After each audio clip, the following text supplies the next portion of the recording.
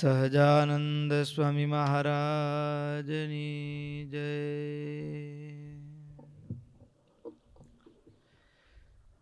ઈષ્ટદેવ પરમ આરાધ્ય અનંત કોટી બ્રહ્માંડાધિપતિ સર્વનિયંતા સર્વ અંતર્યામી ભગવાન સ્વામિનારાયણ એમના દિવ્ય ચરણ કમળ સાનિધ્યમાં ચોતર પીટાઈને બેઠેલા અનંત અનંત અક્ષર મુક્તો, એમની જ પાવન સન્નિધિમાં ત્રિઉપસ્થિત પૂજ્યપાદ બ્રહ્મનિષ્ઠ સંતો, કથાભિલાષી એવા બાળ યુવાન વૃદ્ધ એવા સમસ્ત ભક્તો સર્વેને ભગવાન સ્વામિનારાયણની ભાવ સ્મૃતિએ સહિત સાદર જય સ્વામિનારાયણ. વાલા ભક્તો, આપણી ચાલતી નિત્ય શ્રીમદ સત્સંગી જીવન કથા ગંગા, એમાંય ગત સત્રની અંદર ચાતુર્માસ પૂર્ણ થતાં મહારાજ એભલ પરિવારની પાસે ગામડા વિચરણ માટે જવાની રજા માંગી છે. મહારાજે જ્યારે રજા માંગી ત્યારે સમગ્ર એભલ પરિવાર આંખમાંથી આંસુની સાથે મહારાજને હાથ જોડીને પ્રાર્થના કરતા કીધું, પ્રભુ આપ નિયંતાને અમે રોકી તો ન શકીએ, પણ પ્રભુ આપ અમારા જીવન પ્રાણ છો. આપના વિના અમે નહીં જીવી શકીએ. જો જવું જ હોય તો આપ અમને સાથે લઈને ચાલો, નહીં તો રોકાઈ જાઓ. મહારાજ કહે, તમારી ભક્તિથી અમે વશ છીએ, પણ અમે જે એકાંતિક ધર્મનું પ્રવર્તન કરવા માટે અહીં આવ્યા છીએ એના માટે અમારું વિચરણ પણ જરૂરી છે. પણ હું તમને વચન આપું છું કે અમે વિચરણ કરી અને જેમ કોઈ કામ કરવા માટે બહાર ગયા હોય તો પાછા ઘરે ફરે, એમ સમગ્ર સત્સંગમાં વિચરણ કર્યા પછી અમે પાછા ગઢપુર આવીને નિવાસ કરીને રહેશું. આ ગઢડું અમારું ઘર છે. આ સંતો પણ દેશ દેશાંતરમાં વિચરણ કર્યા પછી ગઢપુરમાં આવીને નિવાસ કરીને રહેશે. આવી રીતે મહારાજે વાત કરી, ગઢડું મારું હું ગઢડાનો, નથી કદી એ મટવાનો. મહારાજે વચન આપ્યું. રહી વાત એભલ પરિવારે કીધું કે પ્રભુ આ રાજની અમારે ચિંતા નથી. મહારાજ કે અમારી આજ્ઞાથી, અમારું માની અમારી આજ્ઞાથી હવે તમને રાજનો નિર્વાહ કરવાનો છે, ચલાવવાનો છે. પણ હવે મૂળ પ્રશ્ન હતો કે પ્રભુ તમારા વિના અમે નહીં રહી શકીએ, એ વિયોગ સહન નહીં કરી શકીએ. એના માટે શું, એનો ઉપાય શું? ત્યારે એભલ પરિવારની ભક્તિ જોઈને મહારાજ જ્યારે સત્સંગમાં વિચરણ કરતા હોઈએ તો પણ આ એભલ પરિવારને અમારું અવલંબન રહે અને એનો જીવન વ્યવહાર ટકી રહે, એના માટે મહારાજે એક સંકલ્પ કર્યો, અમે અહીંયા વાસુદેવ ભગવાનની મૂર્તિ પધરાવી, વાસુદેવ નારાયણની મૂર્તિ પધરાવવાનું. અને ભક્તો એની સાથે પણ ઘણા બધા ઇતિહાસોની એક લાંબી ગાથા છુપાયેલી છે. પણ સંક્ષિપ્તમાં જોઈએ તો મહારાજ વિચાર કરે, આ એભલ પરિવારને પ્રેમને વશ થઈ અને અહીંયા રોકાવું, લાંબુ ન રોકાઈ શકાય, ન જઈ શકાય, પણ આ એભલ પરિવાર અમારા વિના નહીં રહી શકે, એટલા માટે એ વાસુદેવ નારાયણ ભગવાનની મૂર્તિ એ પ્રતિષ્ઠા કરવાનો સંકલ્પ કર્યો ને ત્યાં એક ગાડામાં લઈ અને મૂર્તિઓ વેચવાવાળો દાદાના દરબારમાં આવ્યો છે. આ દાદાના દરબારમાં મૂર્તિઓ વેચવાવાળો જે ભાઈ આવ્યા છે, ગાડામાં કેટલીય મૂર્તિઓ હતી, એમાંથી મહારાજે આ વાસુદેવ નારાયણ ભગવાનની મૂર્તિ પસંદ કરી. મહારાજ કહે, એની કિંમત કેટલી? તો કે હમણાં તમે રાખો, હું આવું છું, વળતા સમજી લેશું. મહારાજ મંદ મંદ હસ્યા અને મૂર્તિઓ રાખી, વાસુદેવ નારાયણ ભગવાનની મૂર્તિ રાખી, સાથે રાધિકાજી. આ મૂર્તિ રાખ્યા પછી એ ગાડાવાળો ગયો તે પાછો તો ફર્યો જ નહીં. જીવબા લાડુબા એપલ બાપુ પૂછ્યું, મહારાજ આ મૂર્તિ પેલો ગાડાવાળા ભાઈ તો પાછા જ ના આવ્યા. મહારાજ કહે, એ તો શ્વેતદીપના મુક્તો હતા. અમારી ઈચ્છાથી એ ભગવાનની મૂર્તિ આપવા માટે ભગવાનના ધામમાં જે મૂર્તિની પૂજા થઈ રહી છે એ વાસુદેવ નારાયણ ભગવાનની મૂર્તિ સ્વયં મુક્તો એ આપવા માટે આવ્યા હતા. આ એ વાસુદેવ ભગવાન અને એની પ્રતિષ્ઠા ઓરડામાં કરવામાં આવી. અને અહીંકને સતાનંદ સ્વામી નોંધે છે, વિધિના ક્ષિતિ પશ્યતસ્ય દુર્ગે પ્રભુર સ્થાપય ઉત્તમાલયેશ શહરાધિકાયૈવ વાસુદેવમ અહમત્રાપી મહાંત માતતાન. શાસ્ત્ર વિધિ અનુસારે પ્રતિષ્ઠા મહોત્સવ ઉજવાયો. રાધિકાજીની સાથે દાદાના દરબારમાં એ ભવ્ય એ વાસુદેવ નારાયણ ભગવાનની પ્રતિષ્ઠા થઈ. વાસુદેવ નારાયણ ભગવાનની પ્રતિષ્ઠા થયા પછી હવે મહારાજ એ ભગવાનની પૂજા માટે બેચર વિપ્રની નિયુક્તિ કરી છે પૂજારી તરીકે. અને બેચર વિપ્ર દિવસમાં 5 વખત સ્નેહપૂર્વક ભગવાનની પૂજા એ વાસુદેવ ભગવાનની પૂજા યથાયોગ્ય રીતે કરે.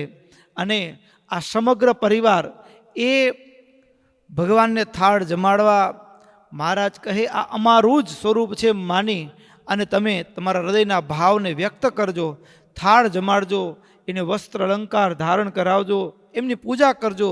એ અમારી પૂજા જ ગણાશે, અમારી જ પૂજા થાય છે એમ માનજો.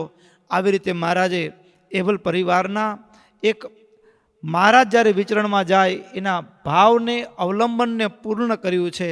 અને હવે મહારાજ દેશ દેશાંતરમાં વિચરણ કરવા માટે તત્પર થયા છે. મહારાજ જ્યારે તત્પર થયા છે અને આ જ પ્રસંગને નિષ્કુળાનંદ સ્વામીએ પુરુષોત્તમ પ્રકાશ ગ્રંથની અંદર પણ લખ્યો છે. પ્રકાર 6 સ્વામીએ લખ્યું, મહારાજે જ્યારે સંકલ્પ કર્યો, જ્યારે નાથે કર્યું ચિંતવન રે, આવ્યા જ્યાં હતા ત્યાંથી જન રે, આવી મળ્યા મહારાજ સંગ રે, મુક્ત મંડળયતી યુછ રંગ રે, લાવ્યા પાયે જોડી જુગ પાણ રે, બોલ્યા વિનંતી કરી મુખવાણ રે, આજ્ઞા હર્ષ ના નયણે નીર રે, જોઈ બોલિયા શ્યામ સુધીર રે. મહારાજે સંકલ્પ કર્યો છે. સંકલ્પ કર્યો, મુનિઓ બધા ભેગા થયા છે અને આ સભાની અંદર મહારાજ હવે કહે છે, પછી મુનિ કહે મહારાજ રે, જેમ કહો તેમ કરીએ આજ રે, ત્યારે નાથ કે તારવા જંતરે, દેશો દેશ ફરો બુદ્ધિવંત રે. મહારાજ સંતોને બોલાવ્યા છે. સંતો બધા જ એકત્ર થયા છે. મહારાજ કહે, સંતો હવે તમારે ગામડે ગામડે જવાનું છે, દેશો દેશમાં જાઓ. અરે દેશો દેશમાં જાઓ અને એકાંતિક ધર્મનું પ્રવર્તન કરવાનું છે. અરે સંતો, કોઈ તમારા દર્શન કરશે, કોઈ તમને અન્નથી જમાડશે, અરે કોઈ કેવળ તમારો ગુણ લેશે ને તોય અમે એનું કલ્યાણ કરશું. અરે અમે અનંત જીવનો ઉદ્ધાર કરવા માટે આવ્યા છીએ. અમારા તમારા બધાયના મળેલા જે છે ને એ જીવોને કલ્યાણ સહજ પ્રાપ્ત થશે. આવી રીતે મહારાજે સભાની અંદર બોલવાનું ચાલુ કર્યું ને ત્યારે ભક્તો, આ કેવી પ્રસંગ ઘટના હશે. સંતો બધા જ મહારાજને હાથ જોડીને પ્રાર્થના કરતા કીધું, મહારાજ આપ જે વાત કરો છો, ઘરો ઘર, ગામડે ગામડે, શેરીએ શેરીએ, દેશો દેશ વિચરણ કરવાની વાત કરો છો. મહારાજ, જે નિમિત્તે ભૂમંડળ ઉપર આપ પધાર્યા, અમ જેવા દાસને પણ સેવાના અવસરની સાથે સાથે લાવ્યા. બાપ, તમારી આજ્ઞા શિરસાટે છે, પણ પ્રભુ અમે ત્યાં જઈએ કેમ ભજન કરાવીએ, શું વાત કરીએ? પ્રથમ વખત જ્યારે આપણે જતા હોય તો આપણે મૂંઝવણ હોય કે શું કહેશું, કેમ કહેશું, ત્યાં લોકો કેવા હશે, શું પ્રતિસાદ મળશે. ત્યારે મુનિઓ બધા, ભક્તો જુઓ તો ખરા કેવો ખપ છે. વળતા મુનિ બોલ્યા, શું શું ધરાવીએ વર્તમાન, કઈ પેરે ભજન કરાવીએ, કઈ પેરે ધરાવીએ ધ્યાન, કેવી રીતે અમે વર્તીએ, વળી કેવો રાખીએ વેશ, કેવી રીતે વાત કરીએ, કેવો આપીએ ઉપદેશ. કેમ વાત કરવી, ત્યાં રહેવું કેમ? ગામડે ગામડે તે ઉતારા તો છે નહીં, દાદાના દરબારમાં જે મંતર સંતોના અલગ ઉતારા છે, ક્યાં કેવી રીતે રહેવું, શું કરવું?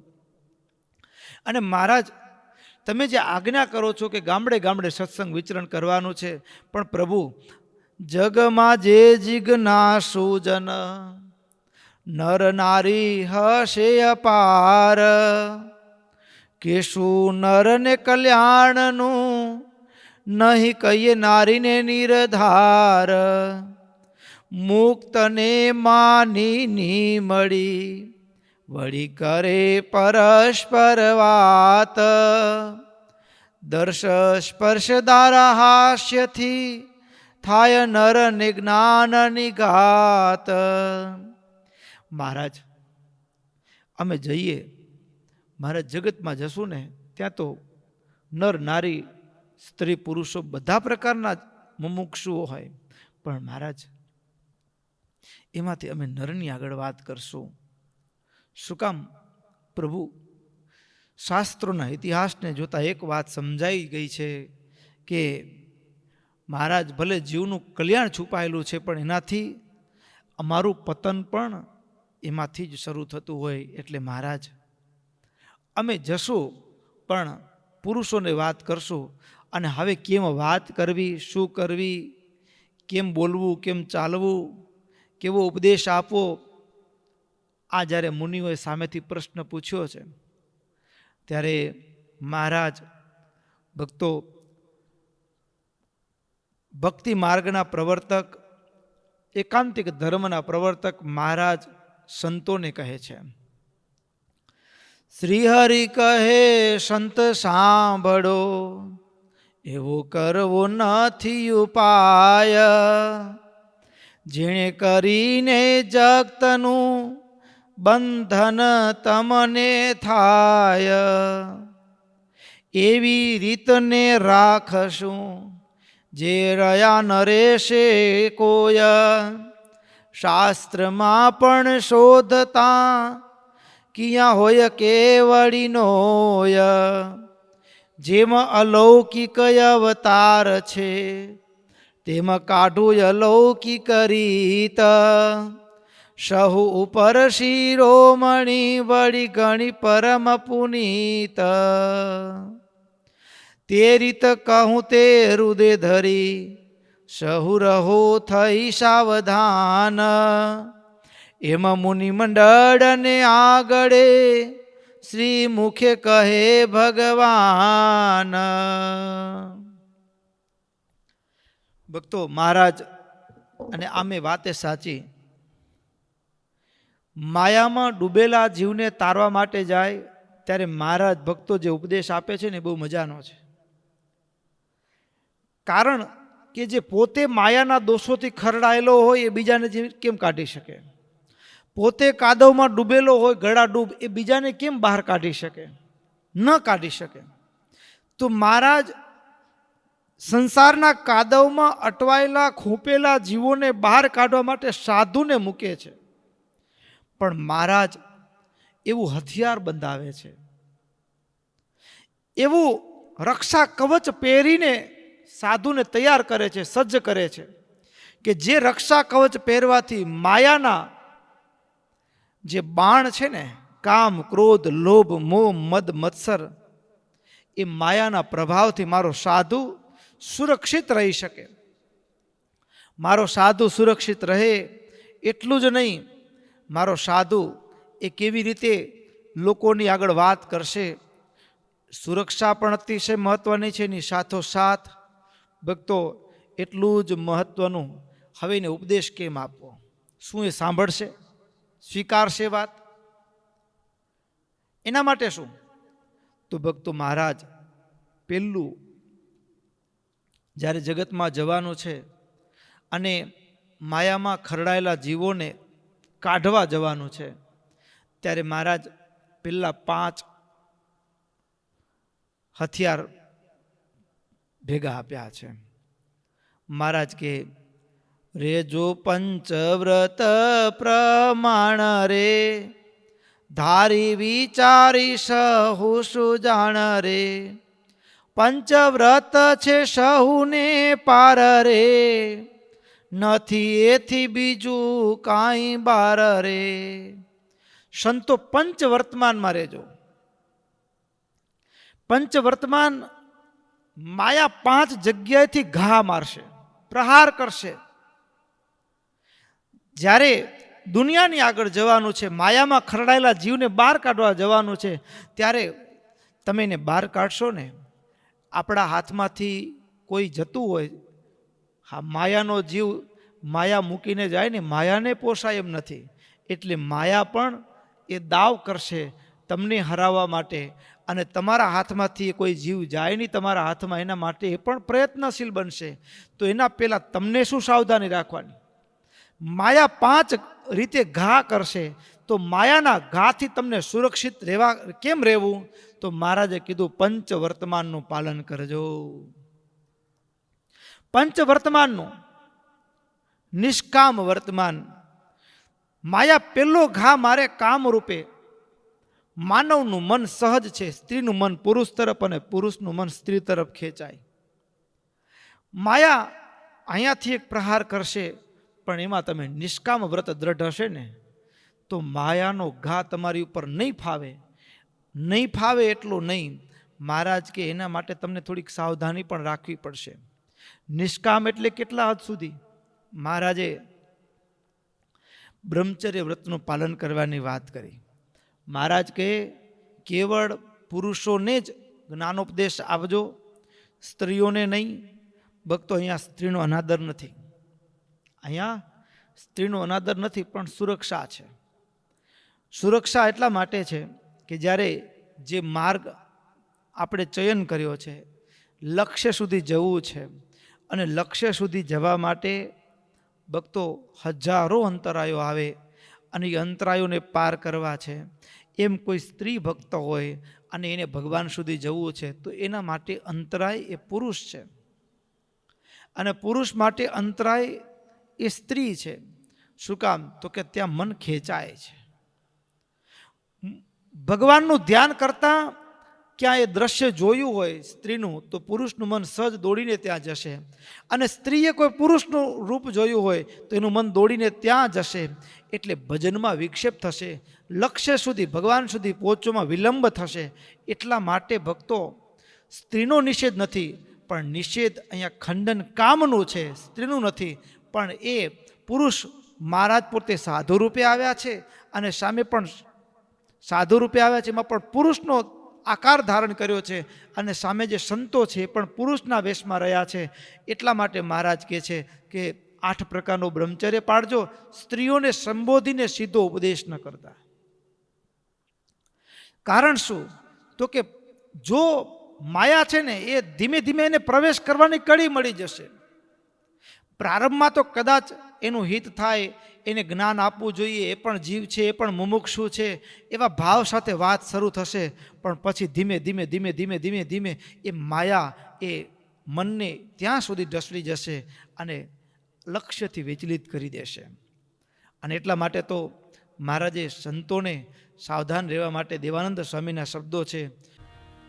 શીલવંતા સાધુ સાંભળજો કરી પ્રીતે, શીલવંતા સાધુ સાંભળજો કરી પ્રીતે. 8 પ્રકારે અબડા તજવી મન ઇન્દ્રિયને જીતી રે. 8 પ્રકારે અબડા તજવી, 8 પ્રકારે અબડા તજવી મન ઇન્દ્રિયને જીતી રે. શીલવંતા સાધુ સાંભળજો કરી પ્રીતે, શીલવંતા સાધુ સાંભળજો કરી પ્રીતે. નારી કથા શ્રવણ નવ કરવી તે વિખવેલી કાવે રે. નારી કથા શ્રવણ નવ ધરવી તે વિખવેલી કાવે રે. તેની કીર્તિ તે નવ કરવી, તેની કીર્તિ તે નવ કરવી ભૂલે મન ભરમાવે રે. શીલવંતા સાધુ સાંભળજો કરી પ્રીતે, શીલવંતા સાધુ સાંભળજો કરી પ્રીતે. વનિતા હાસ વિનોદ કરીને રાત દિવસ જ્યાં રહેવે રે. વનિતા હાસ વિનોદ કરીને રાત દિવસ જ્યાં રહેવે રે. તે ઠેકાણે સાચા મુનિવર, તે ઠેકાણે સાચા મુનિવર જાણી પાવન દેવે રે. જાણી પાવન દેવે રે. શીલવંતા સાધુ સાંભળજો કરી પ્રીતે, શીલવંતા સાધુ સાંભળજો કરી પ્રીતે. અબડા અંગે કાળી ગોળી નેણ ભરી નહીં દેખે રે. અબડા અંગે કાળી ગોળી નેણ ભરી નહીં દેખે રે. બાળ વૃદ્ધ નવજોબન વાળી, બાળ વૃદ્ધ નવજોબન વાળી તે માદક સમલેખે રે. શીલવંતા સાધુ સાંભળજો કરી પ્રીતે, શીલવંતા સાધુ સાંભળજો કરી પ્રીતે. છેટ રહીને છાની વાતો કામિનીઓને કહાવે રે. છેટે રહીને છાની વાતો કામિનીઓને કહાવે રે. દેવાનંદ કહેતે પોતાનું, દેવાનંદ કહેતે પોતાનું હાથે નાક વઢાવે રે. હાથે નાક વઢાવે રે. શીલવંતા સાધુ સાંભળજો કરી પ્રીતે.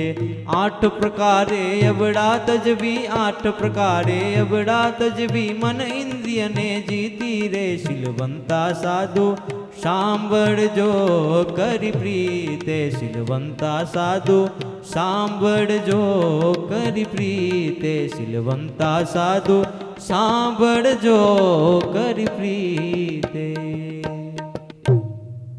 શીલવંતા સાધુ સાંભળજો કરી પ્રીતિ.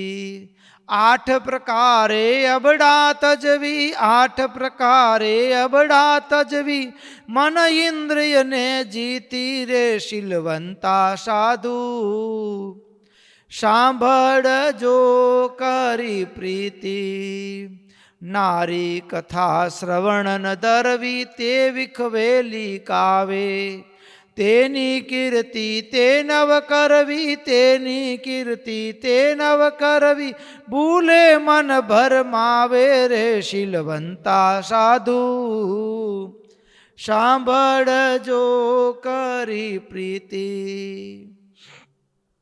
મહારાજે સંતોને કીધું, સંતો જ્યાં જ્યાં ગામડે જાઓ ને ત્યાં એક સ્ત્રીઓથી 8 પ્રકારે છેટા રહેજો, તો તમને માયા એક કામ રૂપે પ્રહાર કરે ને એનાથી તમે બચી જશો. ભક્તો, માયા સ્ત્રીઓનો અનાદર નથી. મને પ્રસંગ કથા યાદ આવે છે. એક સાધુરામ એ ભારત વર્ષની પદયાત્રા કરી, 4 ધામ 4 સરોવર, માન સરોવર સુધી એ જૂના સમયની અંદર પદયાત્રા કરતા, પગપાળા માન સરોવર સુધીની યાત્રા કરી, 64 તીર્થ કરી અને એ જઈ રહ્યા હતા. એમાં રસ્તામાં એક ગામ આવ્યું, જિંજરી. અને જિંજરી ગામમાં રાતવાસો કરવાનું થયું. નાનકડું એ મંદિર હશે ગામને પાદર, ત્યાં ઉતારો કર્યો એટલે એમાંય ત્યાં એક મહાત્માજી હતા, મહાત્માનો આશ્રમ હતો, અને આશ્રમની અંદર કેટલીક સાધ્વીઓ પણ હોય અને સેવિકા પણ હોય, અને એ બધાએ પૂછ્યું મહાત્માજી કહા સે આ રહે? એટલે મહાત્માજીએ માંડીને વાત કરી કે અમે તો ભારતની યાત્રા નીકળ્યા છીએ, આવી રીતે એ છેટ ઉત્તરમાં બદ્રીનારાયણ માનસરોવર સુધી કેદારનાથ દર્શન કરી, આ બાજુ પૂર્વમાં જગન્નાથપુરી ગંગાસાગર દર્શન કર્યા, દક્ષિણમાં રામેશ્વર કન્યાકુમારી દર્શન કરી, દ્વારિકા નારાયણ સરોવરના દર્શન કરતાં કરતાં નીકળ્યા છીએ. આ સાંભળ્યું ને એટલે જે આશ્રમવાસીઓ હોય ને દુનિયામાં છે ને બધાને સહજમાં મફતમાં મળે એવી સ્કીમ કરે, સમજ્યા ને? તમે યાત્રા કરી આવ્યા, તમને જમાડી તો અમને યાત્રાનું ફળ મળી જાય. હા, આવી જોરદાર ટેકનિક માણસો વાપરતા હોય દુનિયાની અંદર. એટલે મહાત્માને કહું અમારું ભાગ્ય તમે આવ્યા, અમને આવો યોગ ક્યાં મળે, અમારા 68 તીરથ થઈ ગયા, અમારે તે પધરામણા થયા, અને આમ કરતાં કરતાં કેટલીક બાઈઓ મહાત્માજીને પગ દબાવવા સેવામાં લાગી. તમે થાક્યા હશો, અરે તમે તો આખો ભારત એ પદયાત્રા કરી છે, આમ કરતાં પગચંપી કરવા લાગ્યા. ધીમે ધીમે રાત ઢળી અને પગચંપીથી વાત અટકી નહીં, અને ત્યાંથી વાત ઘણી આગળ નીકળી ગઈ. સવાર પડીને મહાત્માને પોતાની ભૂલ તો ઓળખાઈ, પણ મહાત્મા રડતી આંખે બોલ્યા કે જિંજરી મેં સબ ડબોયા, મેરા કાશી ડૂબ ગયા, મેરા કેદાર ડૂબ ગયા, મેરા માનસરોવર ડૂબ ગયા. ડૂબ ગયા એટલે મારી થયેલી યાત્રા મેં અક્ષુણ બ્રહ્મચર્ય રાખી અને મેં યાત્રા કરી, પણ જિંજરી મેં સબ ડબોયા, મારી યાત્રા વહી ગઈ. ભક્તો, એ કેવળ સંવાદથી શરૂ થાય, દ્રષ્ટિથી પણ વિચારનો દોર શરૂ થાય ને માણસ ક્યાં સુધી પહોંચી જતો હોય, દ્રષ્ટિથી પણ. એટલા માટે મહારાજે કીધું કે સાવધાન રહેવું, 8 પ્રકારે દૂર રહેવું. અરે પછી હવે બીજું નિષ્કામ, મહારાજ બીજું હવે ભાથું બંધાવે છે, બીજું કવચ પહેરાવે છે. પહેલું કવચ પહેરાવ્યું માયાની સામે નિષ્કામ દોષનું, કામનું દોષ, કામ દોષને પહોંચી વળવા માટે નિષ્કામ રૂપી કવચ ધારણ કરાવ્યું. પછી મહારાજ બીજું કવચ નિર્લોભ. મહારાજ કહે છે સહુ જાણ જો જન એમ પંડ્યે રે, ધન ત્રિયા બે નથી બ્રહ્માંડે રે, એમ નક્કી કરી નિરધાર રે, ફરો પરહિતે પૃથ્વી મોજાર રે. અરે માનવ માત્ર નું મન ખેંચાય. પહેલું સ્થાન સ્ત્રી, બીજું સ્થાન છે દ્રવ્ય, સમૃદ્ધિ. દ્રવ્ય યદ્યપી વ્યવહારનું માધ્યમ છે, પણ સર્વસ્વ નથી. અને ધનમાં મન અટકાઈ જાય તો જીવનની યાત્રા જે આ જ દેહ કરીને ભગવાન સુધી પહોંચવું છે, અનંતને ભગવાન સુધી લઈ જવા છે, એમાં પણ વિક્ષેપ આવે. એટલે મહારાજ કહે લોભની સામે મહારાજે એક રક્ષા કવચ બીજું આપ્યું, એ નિર્લોભ. હવે ત્રીજું વર્તમાન નિસ્વાદ. લોભની અંદર પણ મહારાજે, લોભ એટલે કેવળ બંગલાનો લોભ હોય એમ નહીં, આ વસ્ત્ર પણ બંધન કરે કે સારું વસ્ત્ર છે મારું છે, આ વસ્ત્ર મારું છે. એક વસ્ત્રથી માંડી, પથારીથી માંડી, સ્થાનથી માંડી બધું બંધન કરે. આ નિર્લોભ રૂપી મહારાજે એટલા માટે કીધું. અરે મહારાજે તો ત્યાં સુધી કે વસ્ત્ર પણ કેટલા રાખવાના, જરૂરિયાત પૂરતા જ. આસક્તિ છે ને ભક્તો. એક સંત મહાત્મા રસ્તેથી નીકળ્યા, બપોરનો ધોમધકતો તાપ, નદી કિનારે ગેગુર વળલો જોયો, એમ થયું કે હાશ થોડી વાર બેસું, હાશકારો, શાંતિ થશે. અને જ્યાં વડલાની નીચે જાય ને ત્યાં જ થોડા સમય પહેલાં એક યાત્રાનો સંઘ આવેલો અને બપોરા ત્યાં કરેલા. અને યાત્રાના સંઘમાંથી કોઈની સાલ ત્યાં પડી ગયેલી, રહી ગયેલી. અને ત્યાં મહાત્મા આવ્યા. એટલે મહાત્માની નજર સાલ ઉપર પડી, થયું કે હા સારું થયું, લો આપણે સાલ મળી ગઈ. મહાત્મા ત્યાં બેઠા, ચાલવાનો સમય થયો એટલે મહાત્માએ સાલ ખભે લીધી. સાલ ખભે લીધી. સાલ ખભે લઈને મહાત્મા ચાલતા થયા. ચાલતા ચાલતા એક ગામ પાર થઈ પસાર કરી ગઈ બીજું ગામ, પણ ખબર ન રહી પેલી સાલ ચાલતા ચાલતા ખભા ઉપરથી સરકી ગઈ ને પાછી રસ્તામાં પડી ગઈ. 3-4 ગામ રસ્તામાં નજીકમાં આવતા ગામડાઓ પસાર કરીને જે જગ્યાએ પહોંચવાનું હતું ત્યાં પહોંચ્યા. રામજી મંદિરે ઉતારો કર્યો અને ઉતારો કરીને પોટલા બધા ઉતારે અને એમાં ખભા ઉપરથી પોટલું ઉતાર્યું છે. ખભા ઉપર સાલ લેવા જાય તો સાલ ગાયબ હતી. એટલે તરત જ મહાત્માજી રડવા લાગે, મેરી સાલ મેરી સાલ. ત્યારે રામજી મંદિરના પૂજારીએ પૂછ્યું, कैसी थी, कितनी बड़ी थी, कहां से प्राप्त हुई थी? ત્યારે એ મહાત્મા એટલું કીધું કે आज ही मिली थी. कहां से मिली थी, किसने दी थी? वैसे तो नदी के तट पे जहां मैं दोपहर में ठहरा था वहीं पड़ी थी. 4 કલાક પહેલા જે આપણી નહોતી ત્યાં પડેલી વસ્તુ ખભે મૂકીને માલિક એક આવી ગયો, એ પણ આપણને રડાવી શકે. મારું ગયું, મારી સાલ. તો એક વસ્ત્રમાં પણ બંધન ન થાય. મહારાજ એટલા માટે વસ્ત્રોની સંખ્યા પણ નિશ્ચિત કરી. કંથા કોપીન ને કટી પટરે એટલા તો રાખજો મટરે, તે પણ જાચીને જીરણ લેજો રે. આગળ સત્સંગી જીવનની અંદર સંતોના વર્તમાન આવશે ને, ત્યારે ધર્મામૃતની અંદર અમારા સંતોના વર્તમાનમાં કીધું કે આ વસ્ત્ર હવે તો અમને કોઈ એવું આપતા નથી, પણ ગ્રસ્તોએ 6 મહિના પહેરેલું વસ્ત્ર હોય ને એવું અમને માંગીને લેવાનું. વસ્ત્રમાં પણ મારો સાધુ અટવાઈ ન જાય, અટકી ન જાય એની યાત્રા. ભગવાન કરતાં વસ્ત્રમાં હેત વધુ ન થઈ જાય, ભગવાન કરતાં સ્ત્રીમાં હેત વધુ ન થઈ જાય, એના માટે એક નિષ્કામ વર્તમાન આપ્યું. ભગવાન કરતાં ધન કોઈ પણ પદાર્થમાં હેત વધુ ન થઈ જાય, એના માટે નિર્લોભ વર્તમાન આપ્યું.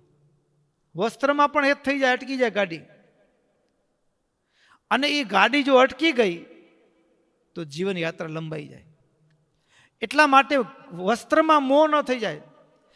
અરે ભોજનના પાત્રમાં મોહ ન થઈ જાય, એટલા માટે મહારાજે કાષ્ટનું પાત્ર કે સારું હશે, મજાનું હશે તો એનામાં મમત્વ બંધાઈ જાય કે મારું છે. એટલા માટે કાષ્ટના પાત્રનું વિધાન થયું.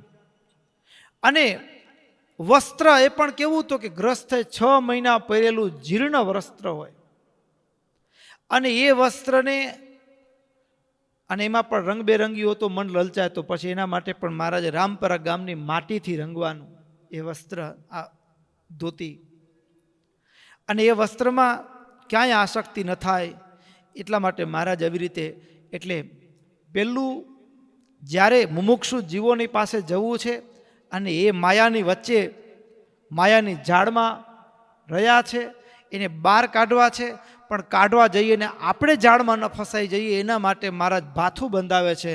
પહેલું ભાથું બંધાવ્યું નિષ્કામ, બીજું ભાથું બંધાવ્યું નિર્લોભ, અને ત્રીજું ભાથું મહારાજ કે અન્ન માગીને જમજો મધ્યાને રે, રસે રહિત સહિત જળ પાને રે, સર્વે મેળવી ભેડું તે કરી રે, જમજો એકવાર ભાવ ભરી રે. ત્રીજું ભાથું બંધાવ્યું. ભોજન શરીરની જરૂરિયાત છે, શરીરની જરૂરિયાત છે બરાબર છે, પણ છતાંય ભોજનમાં મન લલચાઈ ન જાય, આસક્ત ન થઈ જાય, એટલા માટે માગીને જમવું. હવે એમાં તો કંઈ ભિક્ષા માંગવા, ભિક્ષાવૃત્તિ કરવા જઈએ તો કે આપણી પસંદગી, મને ભાઈ ગુલાબજાંબુ ભાવે છે તો ગુલાબજાંબુ મળે એવું કોઈ થોડું જરૂરી છે. અને એટલા માટે મારો સાધુ ભોજનમાં અટવાઈ ન જાય એટલા માટે મહારાજે ખટરસના વર્તમાનો આપ્યા, કેટલા કેટલા પ્રકરણો ફેરવ્યા મહારાજે. અને ભોજન કરતાં ભગવાન અધિક છે અને અધિક રહેવા જોઈએ, એટલા માટે મહારાજે કીધું કે ભોજનમાં પણ એમાં જળ મેળવી અને એને બધું ભેળવી અને પછી જમવું. ત્રીજું ભાથું અટકી જવાયો. જેતલપુરની અંદર ગંગાબા અને ત્યાં ગોવિંદાનંદ સ્વામી કેવા સંત હશે કે જેના બ્રહ્મચર્યની શાખ સ્વયં હનુમાનજી મહારાજે પૂરી છે. સારંગપુરની અંદર હનુમાન દાદાની પ્રતિષ્ઠા કરવાનો પ્રસંગ આવ્યો અને પ્રતિષ્ઠા પ્રસંગે ગોપાળાનંદ સ્વામીએ જ્યારે એ લાકડી એક છડીના ઠેબે દાઢી ટેકવી અને દાદાની મૂર્તિ સામે વૃત્તિઓ સ્થિર કરી ત્રાટક કર્યું અને પછી પ્રાણ પ્રતિષ્ઠા થઈ રહ્યા પછી પહેલી આરતી હનુમાનજી મહારાજ બ્રહ્મચારી છે તો એની આરતી પણ બ્રહ્મચારી દ્વારા થવી જોઈએ. એ પણ કેવા તો કે નૈષ્ઠિક બ્રહ્મચારી. તો જેના બ્રહ્મચર્યની શાખ ગોપાળાનંદ સ્વામી અને હનુમાનજી મહારાજે પૂરી હોય એવા ગોવિંદાનંદ સ્વામી અને નિષ્કુળાનંદ સ્વામીના પૂર્વાશ્રમના દીકરા થાય માધવજી. અને એ માધવજી સિંહના તો સિંહ જ હોય ને. અરે પિતા સાધુ થયા હોય, 20-20 વર્ષ જેટલો સમય પસાર થઈ ગયો હોય, કયો દીકરો હોય કે એના બાપના દર્શનની ઈચ્છા ન હોય. અને એ બાપના દર્શનની ઈચ્છાએ ગઢપુર આવ્યા, મજા આવી, રોકાયા થોડા દિવસ અને પછી થયું કે હવે જાઉં. ઘરે જવા તૈયાર થયા. ગોપાળાનંદ સ્વામીની આજ્ઞા લીધી, સ્વામી મારે ઘરે જવું છે, હવે ઘણો સમય પસાર થયો છે, ઘરના બધા રાહ જોતા હશે. સ્વામી પાસે ગયા એટલે સ્વામી કીધું કે મારી નહીં, નિષ્કુળાનંદ સ્વામીની રજા લઈને જાજે. સ્વામીની રજા લેવા માટે મોકલ્યા. અરે સ્વામી તો આગળ નિસ્નેહી વર્તમાન આવે, પરિવારના સ્વજનોને બોલાવાય પણ નહીં, સ્નેહનો પાસ. જ્યાં માધવજી રજા લેવા માટે આવ્યા પણ એક સંબંધી તરીકે નહીં, પણ એક મુમુક્ષુને ઉપદેશ આપતા હોય એવી રીતે નિષ્કુળાનંદ સ્વામીએ ઉપદેશ આપતા કીધું, માધવજી શું ઘર ઘર ચોટી પડ્યો છે, આવા ભગવાન મળ્યા, આવો યોગ મળ્યો. આટલા શબ્દો પણ કામ કરી ગયા હો. ત્યાંથી ઘરે જવાના બદલે પાછા ગોપાળાનંદ સ્વામી પાસે આવ્યા ને સ્વામીને કે સ્વામી મને સાધુ કરો, મારે સાધુ થવું છે. અને ભક્તોએ સાધુ થયા, દીક્ષા અપાઈ, મહારાજ દીક્ષા આપી, ગોવિંદાનંદ સ્વામી નામ રાખ્યું. કેવા હશે સંત જેના બ્રહ્મચર્યની શાખ પેલી મૂર્તિમાન કામ એ સ્ત્રીનું રૂપ ધારણ કરી અને એને પણ ઓળંગીને એ જીત્યા. એ વાત ગોવિંદાનંદ સ્વામીનો પ્રસંગ પણ પ્રચલિત છે. પણ એ ગોવિંદાનંદ સ્વામી સત્સંગ વિચરણ કરતાં કરતાં એ જેતલપુર બાજુ ગયેલા અને જેતલપુર ગંગાબા સરસ મજાના દાળ ભાત બનાવી અને સંતોને જમાડે. એટલે ગોવિંદાનંદ સ્વામીને દાળ ભાતમાં થોડું ફાવી ગયું, શરીરને પણ અનુકૂળ આવે એવું હતું. અને ગંગાબા વૃદ્ધ પણ ભાવથી જમાડે, મર્યાદા પ્રમાણે ભાવથી જમાડતા. એટલે ગોવિંદાનંદ સ્વામી જેતલપુર છોડીને આજુબાજુ ગામડામાં વિચરણ કરે, વરી પાછ જેતલપુર આવી જાઓ. આવવાનું કારણ તો કે અહીંયા સાનુકૂળ છે, દાળ ભાત ને બધું ગંગાબા સારી સરભરા કરે છે. જે ગોવિંદાનંદ સ્વામી જેની શાખ, જેના બ્રહ્મચર્યની શાખ પણ ભોજનમાં દાળ ભાતમાં અટવાઈ ગયા. મહારાજ જેતલપુર પધાર્યા અને ગોવિંદાનંદ સ્વામીને જોયું તો સ્વામી તો દાળ ભાતમાં અટવાયા છે અને મહારાજને છોડાવ્યા. મહારાજે ગોવિંદાનંદ સ્વામીને છોડાવ્યા. પણ મારે કહેવાનું એ ભક્તો, મહારાજ સંતોને ગામડે મોકલે એટલે મારો સાધુ ભોજનમાં સ્વાદમાં અટવાઈ ન જાય એના માટે મહારાજ કે અન્ન માગીને જમજો, રસ રહિત એમાં જળ ભેળવીને જમજો, એકવાર જમજો. અરે જમવામાં રહેશું તો જે કામ માટે આવ્યા છે કામ રહી જશે, એ કામ ન રહી જાય. જીવોના ઉદ્ધાર કરવાનું, એના માટે સાવધાનપણે કોઈ પણ રીતે આપણે જીવોનો ઉદ્ધાર કરવો છે. એટલા માટે ખાસ અનુસંધાન રાખી સ્વાદ. પેલું મહારાજે રક્ષા કવચ આપ્યું કામની સામે. જગતમાં જશો, સ્ત્રી પુરુષો હશે, બોલાવશે, ચલાવશે, તમને મહાત્મા જાણી તમારી સેવા કરવા માટે આવશે તો સાવધાન રહેવું પડશે. તમને કામરૂપી દોષથી નિષ્કામરૂપી કવચ આપ્યું, લોભરૂપી દોષથી નિર્લોભરૂપી કવચ આપ્યું, સ્વાદરૂપી દોષથી મહારાજે નિસ્વાદરૂપી કવચ આપ્યું, અને નિસ્નેહ અને નિર્માણરૂપી કવચ પણ મહારાજે એ સંતોને ધારણ કરાવ્યું. તમે જશો ને, તમે જશો ત્યારે આ જીવ ભજન કેવું કરાવશો તો મહારાજ કે તમે જાઓ, ભગવાનનો જપવા યોગ્ય જે શ્રી કૃષ્ણ એવા મંત્રનો ઉપદેશ આપજો. અરે ધર્મ જ્ઞાનનો ઉપદેશ કરજો અને તમે ધર્મ જ્ઞાનનો ઉપદેશ કરશો ને, તમારા વચનમાં વિશ્વાસ લાવીને જે ભજન કરવા માંડશે ને, એના હૈયામાં અમે જ્ઞાનનો પ્રકાશ કરશું. તમારું કામ સહજ ને સુલભ કરી દેશું. ભક્તો, મહારાજને સંતો દ્વારા ઘણા કામ કરાવવા છે. મહારાજ નિર્માણ રૂપી હથિયાર ધારણ કરાવે છે.